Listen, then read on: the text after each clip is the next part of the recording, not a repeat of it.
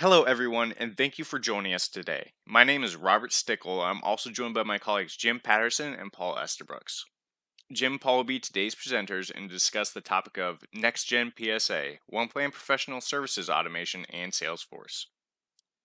As always, I hope that today's presentation grants you some insight into the world of project and portfolio management and gets you excited for the new developments happening within the industry and here at OnePlan. And remember, if you'd like a copy of these slides or have any questions, feel free to reach out to contact@oneplan.ai and we would be more than happy to assist you.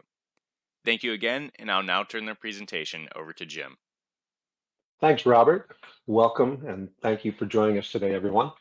We're excited about this topic, given that we have moved into more and more of a service economy over time. Professional services automation has become much more relevant for many companies. And today we're going to talk about moving this into the next generation using our OnePlan technology. A little bit about us first and why we present on a topic like this is our focus and passion is really primarily around project and portfolio management related topics. We're a gold certified Microsoft partner in many areas, and we were actually named their global project and portfolio management partner of the year again this year, as well as a finalist in their Power Apps and Power Automate. So we have a passion for delivering these types of solutions within these disciplines within the Microsoft Cloud and the Microsoft technology stack. We also really try to help organizations with business agility and transformation projects. So it's not just about providing the solutions and the technology you're going to see today. It's also about the people and the process and the change side of all this. So to the degree that customers want to be helped in these areas, we have the expertise and the knowledge and the capabilities to help people make those transformations. So why do we have this increase of interest in things like PSA, professional services automation? It's really the rise of the customer and the customer centricity of the way we do business today. Customers are more educated. They have access to a lot of information on the web. So just like we've had major transformations in our industry and our economy through the age of manufacturing, the age of distribution, the age of information, this age of the customer that we're in is really meant to address the customer and to delight the customer, because that's the way we're going to differentiate and keep those people in our fold as providers of services and or products. And the nature of the way we do business in order to achieve this really impacts all the different roles within our organization. And we'll talk some about that today. The trends in the service market and for service providers these are just some of them. You know, we are now an economy of project-based, people-centric services businesses primarily. You know, we're not all smokestacks and other things across the board like we were decades ago.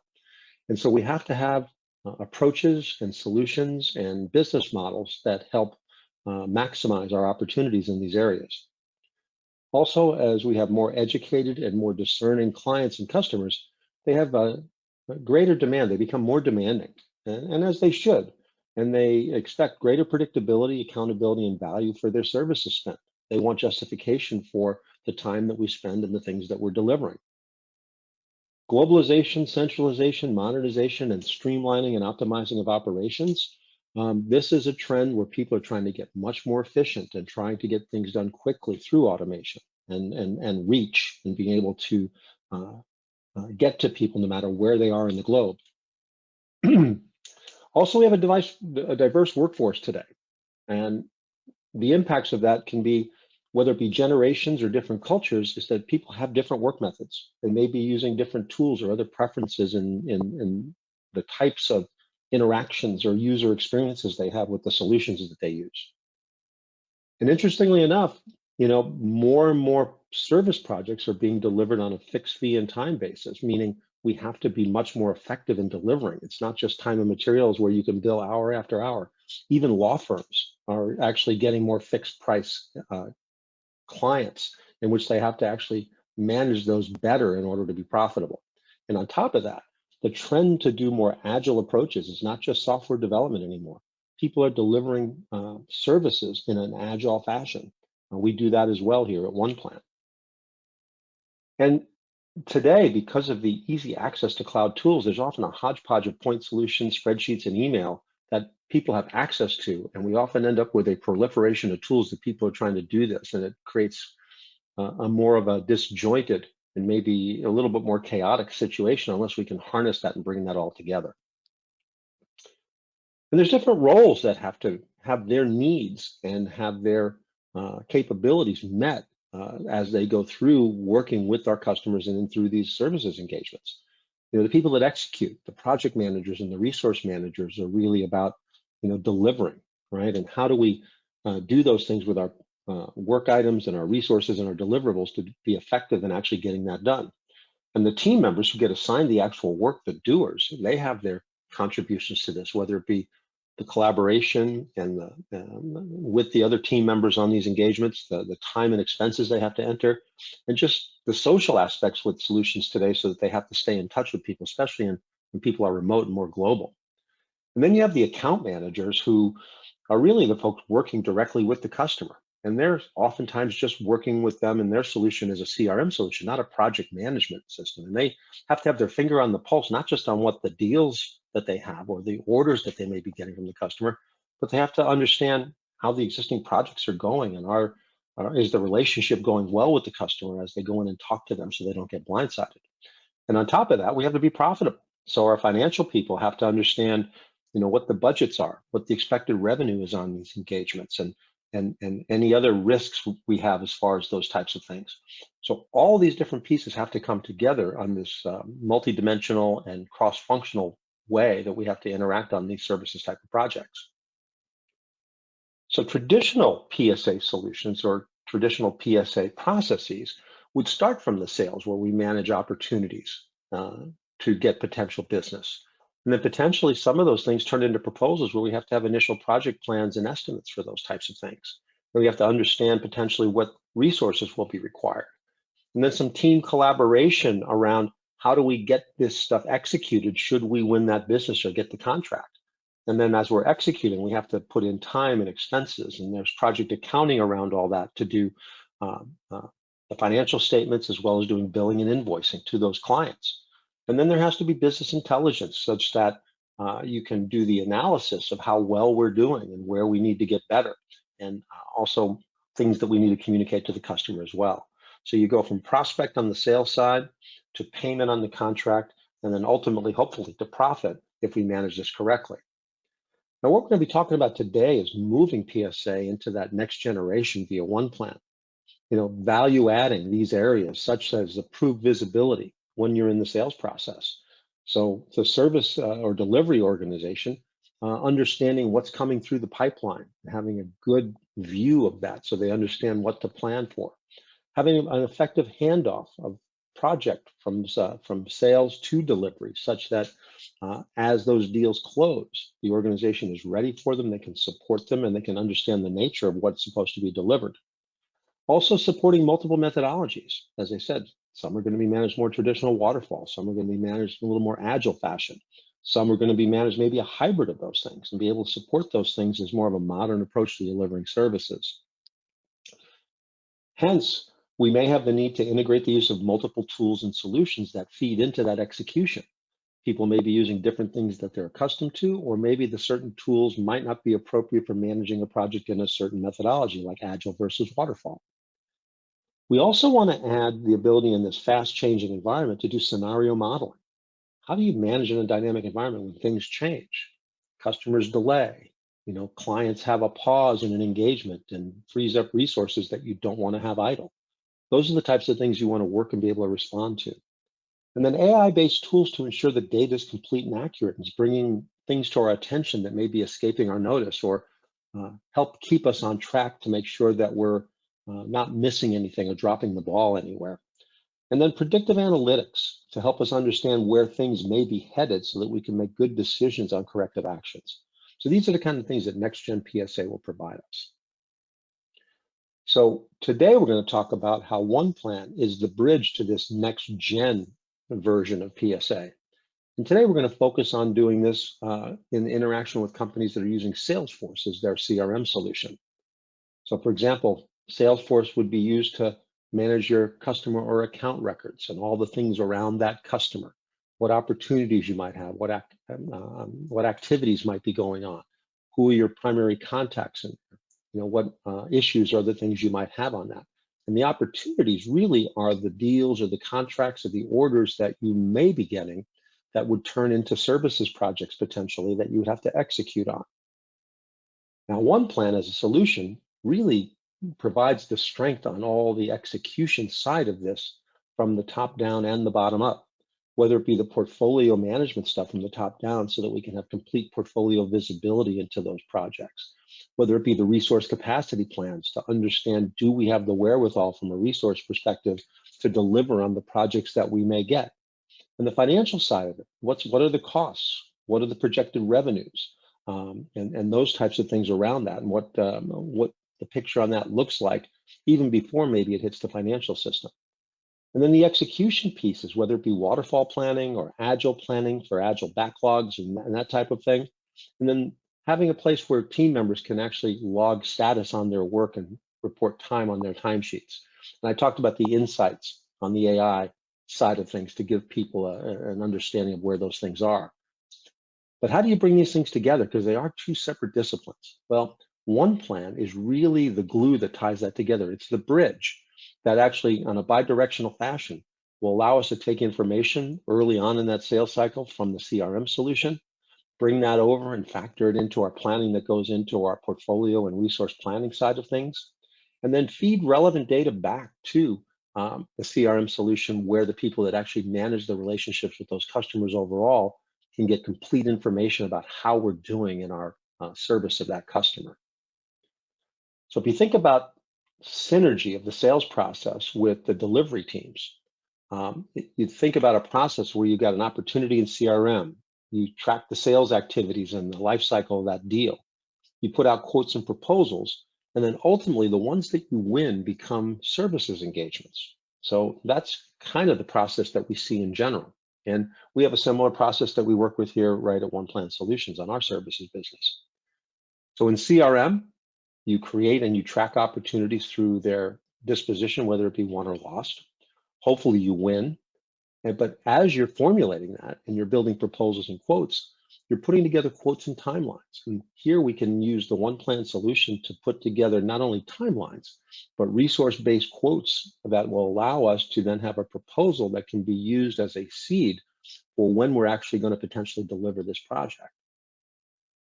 On top of that, service delivery can use the models in there to leverage and get a resource capacity plan that they can actually do some scenario modeling saying, hey, this looks like high probability. What if we win this? What's it going to take for us to actually staff this and actually provide the resources? Now, if we move this to the next stage and we look at what service delivery needs to do, those quotes and timelines that we're using are then used as the basis, one source of truth, not a different artifact, not a different schedule than what was proposed, but be used to actually manage the engagement as we move forward into a service delivery mode. On top of that, we can take the things that are in there and the resources that are assigned and report time on those things and provide status. And then also get our ongoing status reports of a variety of different fashions out of the mix as a natural output of the process. And then ultimately, the status of these projects, we can bring over the high level and relevant data back into Salesforce, into the CRM solution, such that your account teams who are managing those relationships with the customers can have their finger on the pulse of how things are going every time they talk to their customer. And then having this integrated to whatever your financial system is, such that you can push this out for not only financial reporting beyond what we're doing in PSA, but also for invoicing and other things like that. So if we look at what Paul's going to talk about today when he does the demonstration, it's improved proposal estimating. So when it says create proposed schedule, it may be a timeline that we're proposing for the project, but also the effort and the estimates and the related costs based on the resources that'll be on there that we're going to propose to the customer. Be able to then put together a resource plan that's proposed for these engagements, whether it be just with generic resource roles or specific individuals that are earmarked for the project. And then be able to take that resource forecast and then model scenarios such that when we look at the timelines and the potential opportunities and projects that we have, What is the impact should we get all these? Or what if we don't get some of these? How does it impact or who does it free up? And we get to do what if scenarios for all those contingencies. Same thing with financial scenarios. We can look at the financials in the same fashion, whether it be from a cost perspective or even from a revenue or benefit perspective. And then being the one source or one version of the truth, being able to pass this plan that was communicated to the customer onto service delivery and have it be used in execution without really having to rekey or re-engineer it is something that provides good efficiency and a seamless transfer from one part of the organization to the other. On top of that, we talked about connecting to other tools. So you can build these plans directly in OnePlan. But if people have a preference, a customer may provide you plans in this regard, or they may insist on using Microsoft Project or Project for the Web, or you have project managers that prefer to use it. To be able to connect that and have your source data come from another tool like a Microsoft Project is something that's very, very common for us to do in all aspects, and not just in PSA. But as we mentioned, there's a trend towards more agile delivery. And so if you have a more hybrid model where some of your projects are waterfall and some are agile, you may have some projects that have a little bit of both. We have customers that do that as well. OnePlan provides you the ability to model these backlogs in an agile fashion and iterations or sprints such that you can capture your requirements or your features and then the user stories and the tasks around those things and model those such that you can deliver in an agile fashion and communicate to the customer in an agile fashion the way the project's going to be delivered. And in that same way we talked about Microsoft Project, we can connect to agile tools like Microsoft's Azure DevOps. We also do Jira as well on a very frequent basis. We talked about the insights, and this is where the team member comes in and be able to have surfaced and presented to you things that require your attention, things that might be overdue, things that might be upcoming, recent conversations on the projects that you're on, easy access to the projects that you're part of, and give you those insights so that you can get complete information and you can stay on top of things without dropping the ball. And the last thing we'll talk about here before we get into the demonstration is the integrations that we're talking about. So the connectors to things like software development tools like Azure DevOps or Jira, connections to financial or ERP or HR systems, other work management or project management tools, the CRM systems. We're focusing on Salesforce today, but the same thing would hold true for Microsoft Dynamics CRM, for example. The idea is these are productized connectors, not one-off custom coded things that you have to maintain over time. This is a service that's provided that's natively part of the OnePlan offering. So the goal here, as we're talking about bridging these things and bringing them together, is to give our customers one interface, one user experience, and have that all provided via OnePlan. So with that, I'd like to hand it off to Paul Estabrooks, who's going to show you these concepts in action with both Salesforce and OnePlan. I'm going to start today's demo. I'm actually here, just let me back up a step here quickly. So I'm in Salesforce. I'm going to sort of start where Jim did with his roadmap. And I'm in Salesforce and I have a number of opportunities. So as a salesperson, I'm going to jump into my opportunities. You can see them listed here. I'm going to use this opportunity for today. You can see that it's one. So we've won this opportunity that allows me to demo some other items as we go. But I want to sort of show where this integration story might begin. It may have and probably should have begun in the proposal stage, because what we've added to this Salesforce environment is this ability to go and open up the schedule related to that particular opportunity here in OnePlan. So we're bridging that gap. We're taking a journey across that bridge from Jim's slide a few minutes ago. And what we're looking at on the screen right now is, and you'll see here, I'm in the work plan. So it zoomed me right into the work plan directly. I'm in the schedule view, and I'm actually in a view we've created called quote. So in here, what we've done is, perhaps during the sales cycle, hence why sort of at that proposal or negotiation stage, we had taken from a template, so I can insert templates here, just let me move some things out of the way. If I could go in here and say insert template, we have a couple of templates in here you could pick from. And so you could create a template for each of the types of engagements that you may be presenting to your customers: kickstarts, proof of concepts, implementations like you see here, a couple of different approaches, and so forth. I would have grabbed one of those and I would have used this to help generate the estimate or the quote and the statement of work to the customer So I've got my tasks here. I could have a Gantt chart view. I could put this right into the proposal document if I wanted to. So this might have began, depending on your process, in an earlier stage in that workflow. Now this project's one, but I'm sort of going to back up the story a little bit to show that part. And the other part of this, and Jim talked about this in his slides as well, is as a salesperson, we might have come in and projected that based on when we expect this project to close and to begin, here's the resourcing profile we're expecting. And maybe there's some named resources, as you see solution consultant on there, there's some generic roles that we need at various points in the project. And so in that sales process, we are engaging with and working with delivery to help us formulate what that proposal will look like and what resourcing commitments we would need to make and approximately when.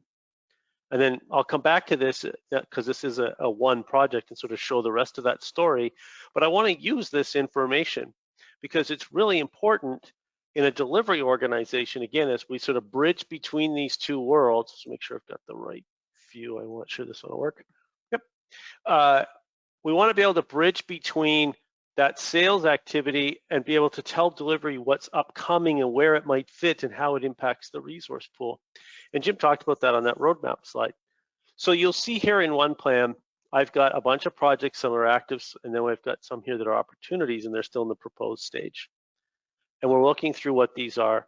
And what we're going to do is use this data to make some resourcing decisions. So just bear with me while I switch my data range to be what I want it to be. I want to look out sort of the balance of this year and then all of next year, just because some of these projects are long, we want to be able to see that. So if I do that, and I'm just going to quickly, I'm going to eliminate a couple of columns here just so I can see this a bit better. There we go, got a little more room. So now I'm looking at my resource pool and some of its resourcing challenges based on the inclusion of both my active projects up here and some opportunities. And so I could start to map out my resourcing requirements. Maybe I come over here and say to the sales team, well, look, I get that's an opportunity, this one here, but you're going to have to work with the customer to delay the start because we need to start to sort of get past some of this resource crunch. And maybe I need to move this one as well. And it's now I'm creating a different resource crunch, but I'm starting to fix some of those other things. And I could work through this. Maybe another project is stalled by the customer, so I could delay that project as well, and take it out of the mix. Maybe something we can discuss, well, what if we didn't win this project? What's the impact to the resource pool? There it recalculates. That made that month a little bit better. Ultimately, this is the activity that delivery does on a weekly and monthly basis for sure with sales. What's coming in, what's new, what does that mean? Where are projects that we're working on today? Are they progressing as we thought? Because that also has an impact on where resourcing may be needed in the future, where we can spin people off of a project and onto a new one. And so I have all of this information to do that analysis, to move stuff in and out, to consider different timing and so forth, and also to underpin and drive resource hiring decisions. Because clearly, no matter what I do, that solution consultant role, out early next year, it's really overloaded. And maybe that means, what, we're growing. That's a good thing. Let's sort of add to the team with some justifiable data behind it. So we have that resource planning, and then ultimately, as we transition from a sales opportunity to a one opportunity, as we can then start to look at and go that next layer down and do the resource assignment work. So I have this developer role, and maybe I want to start to look at and find resources again by that role. So I'll just look here quickly. Here are my different developers. So as I look at these different projects, including the one that we're talking about today, who fits the bill and who can I assign to that project so that the team can now start to engage the customer and move forward.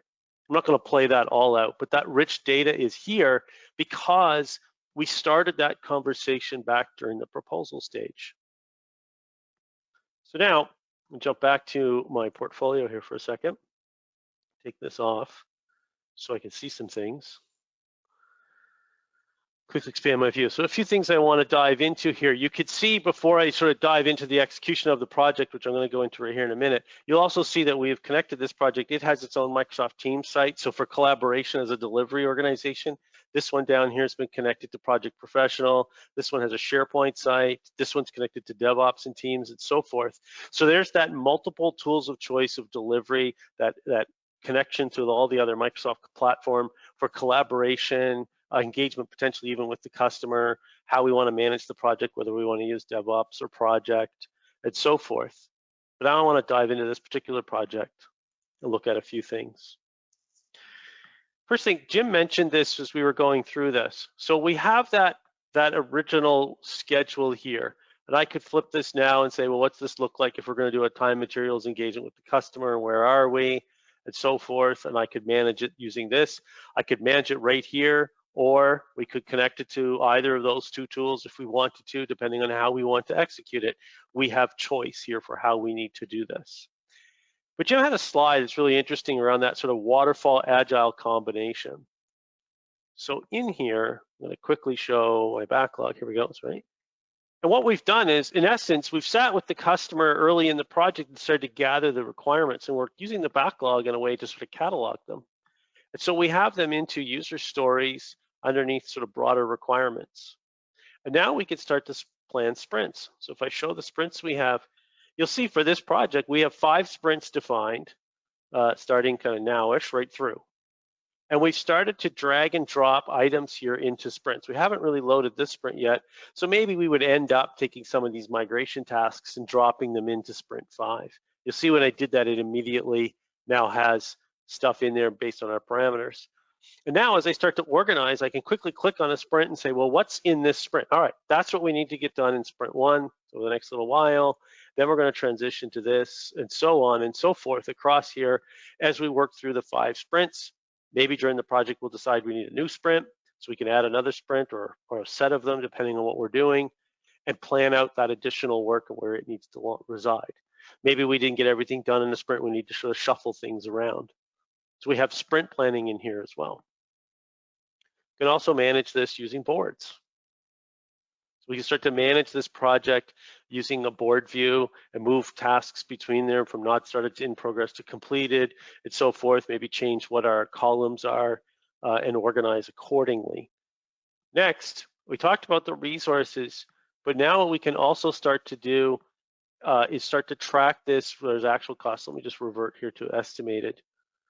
And this may have been captured when we first started building out the project, like we did the resource plan. We may have done some estimating here as well to feed the CRM and to feed the proposal and so forth. But now we want to start to track it and see how are we progressing against the budget we established with the customer. So now I would have my actual costs. We're just getting started, so not a lot has come into the picture yet. But this is where we would start to capture them. They're sort of lining up right where you would expect them to be in October, where we're starting.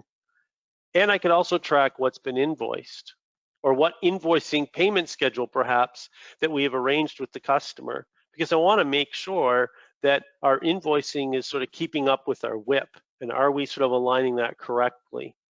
Does the actual cost map to the estimated? How are we progressing? And does it also map reasonably well to the invoicing to make sure that we don't offside in terms of our WIP and our, the costs that we're carrying at any point in time in the project? All things that delivery worry about each and every day. They can be done here in conjunction with and potentially through integration with a financial system to draw in when that was invoiced and how much, as well as actual costs, but also to pull off the schedule itself and pull that data in, give us a full picture. Lastly, we can track things like, sorry, just interrupt here. You can track things like issues, oh wait, wrong one. Issues, risks, issues, changes that we may be engaging with the customer, and track those as well, so that we're tracking this project in its entirety and all the bits and pieces that we need to know as we work through and deliver for the customer. To come full circle, now that I've got my backlog items, I've got a schedule oriented, the team doing the work needs to be able to status that work. And there's 2 options here. One, I could start to status tasks in here, and you can see these are the tasks from that project. Some of those are in that backlog. They're in a sprint, so they're showing up on my task list as one of the resources on the project, or they could be drawing from tasks in a schedule. All of that information is here. Likewise, issues, risks, and so forth could also show up here for me to status those as well. If you want to do statusing, you can do that here in the sheet and just simply by, editing what the percent done is, or I could jump over to a board and start to move stuff to say that that's in progress. And when I jump back to the list, we'll be continuing to move things through. Alternatively, for a lot of delivery organizations, because invoicing of hours and efforts is vitally important, there is a timesheet component in here where I can charge time to the project. I can deem a task to be chargeable, not chargeable, or complementary, depending on the nature of the project and the engagement with the customer and how we want to track that, and map that back to my actual effort against the schedule, as well as my actual cost in comparison to the estimated costs. Jump back here quickly. Kind of want to close off with a couple of things. I'm going to switch my view to my active project summary. Think of this as a dashboard. So from a delivery perspective, I'm looking at, let me just expand it here. I'm looking at all of my different projects. They're organized right now by customer, by account, grouped by, and you can sort of see how things are progressing. The one that we've been picking on today, frankly, isn't doing very well. And so right here from a delivery perspective, the project manager is providing some status information, and delivery is seeing this. And if I bring it full circle, I'll go back over here. I'm going to go to my accounts. I'm now back as a salesperson. I'm going to click on Contoso. Maybe I'm going to meet with them, and I want to know sort of how things are progressing. There we are. Didn't scroll far enough. Here's the details.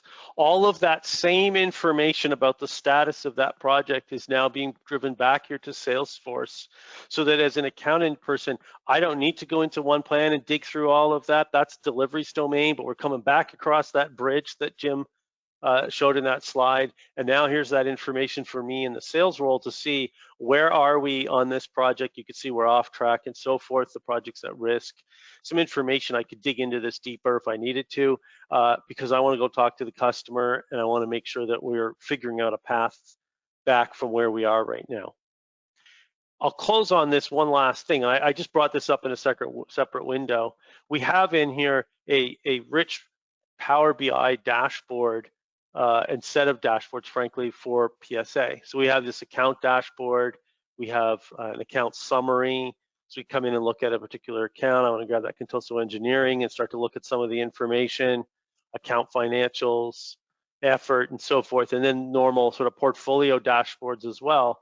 So we're drawing off of OnePlan with this rich Power BI user experience to pull that data out so that delivery and sales and management itself can see this and see where are we profitable, what projects are going well, where do we need to put some focused effort to get back on track, where we have a QSAT issue, and so forth. What is the information we're gathering telling us about our business? And it's surfaced here in this Power BI user experience. Jim, with that, I'll turn it back over to you. Terrific. Well, we're just going to now summarize and talk about some potential next steps you can take if you like what you saw here today. So, in summarization, implementing a PSA solution is one of the most impactful decisions your organization will make.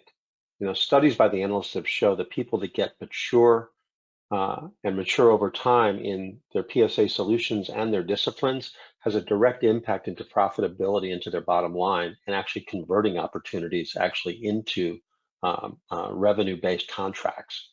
Now, most organizations adopting PSA have also seen dramatic improvements in efficiency, collaboration, and quality of the way that they deliver. By having this brought together and not so fragmented in different tools and spreadsheets and other things, it frees up management, finance, and operations to focus on running the business and not doing the fire drills of reacting to the business all the time. Now, bringing OnePlan into this mix, into the PSA world, adds next-gen capabilities to enhance the traditional PSA discipline with things like what-if analysis and the things that we saw today on insights and other things. So accurate and timely information is critical for things like regulatory reporting and operational performance improvement. So a lot of times getting this information into our PSA solution in the active mix of the work being done is more timely information than waiting for the month-end close, for example, and the information lag that revolves around financial reporting from the accounting or ERP system. And real-time visibility into these things can mean the difference between low and high profitability, meaning can we take action in a time where we still have the opportunity to have an effect? by making some changes and corrective actions. So the ability to anticipate and respond to changing conditions can both make you and save you a lot of money as you go through. The other piece here to note is that while we talked about today with Salesforce as a CRM system, your people using Dynamics can use this as well. But on the back end, the connection, as we talk to your financial system, through that One Connect capability through OnePlan, we can actually connect to whatever financial system that you are committed to, such that having this stuff forwarded to reporting and financial reporting, as well as invoicing to your customers, whatever that system may be, is something that we can make a seamless process through that connection and integration. Now, our webinars happen all the time, and this is the one today. We're actually in the process of currently planning our next webinars. And so if you go to oneplan.ai/webinars, you'll see upcoming webinars as they come up, but there's also a whole roster of on-demand webinars that are already there on other topics that we've done. So please feel free to take advantage of that. Also, if you like what you saw today, we do have a professional services automation trial available up on AppSource. So if you go to appsource.com and search for OnePlan, you'll find a number of different use cases up there, but if the PSA is what you're interested in today, we do have a specific PSA trial that's up there that's available for you to poke around and see how it's structured within OnePlan itself. We also, if you're interested and you're really thinking about moving to a solution like that, we're happy to offer a free roadmap workshop to help review your current use of tools in this area, assess kind of your current requirements and what desired future state you may have, and help you determine how to implement or migrate into a new solution here from your current state into what that future state might be, and help you implement a roadmap for the best adoption success, because most people handle these things in a little bit in a phased approach, and what it might cost you to do so. And you may already own a bunch of the licensing that you need for this. So from our next steps, we're happy to chaperone you for a trial. So if you'd like to engage us to help you get the most out of the trial, we will. That roadmap workshop, we're happy to engage with you on that. Or if you're not quite there yet, and Paul gave a very generalized demo today, and if you want something more personalized based on your own requirements and use cases, we're happy to schedule that with you as well. You can either reach out to us at contact@oneplan.ai, or you'll get a copy of these slides. You'll have both my and Paul's email address if you'd like to contact us directly. At OnePlan, we like to say we're invested in success, and by that we mean in your success. So we really do hope to engage with you sometime here in the future, and we'd like to thank you for your time, your attention, and your interest today. Hope you all have a great day.